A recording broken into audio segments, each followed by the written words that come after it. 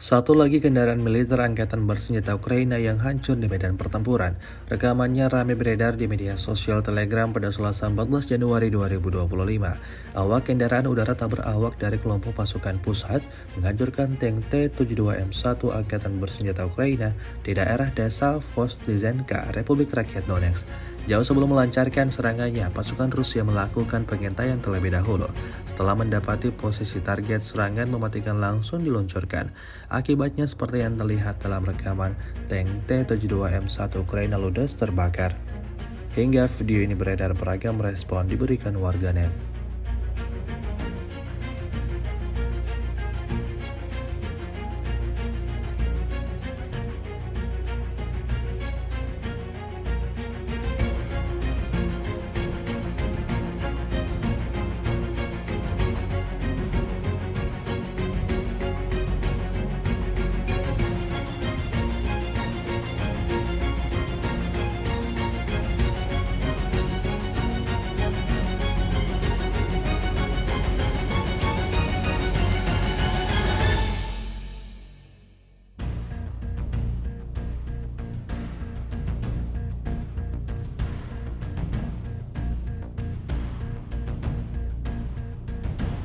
Download Tribun X sekarang, menghadirkan lokal menjadi Indonesia.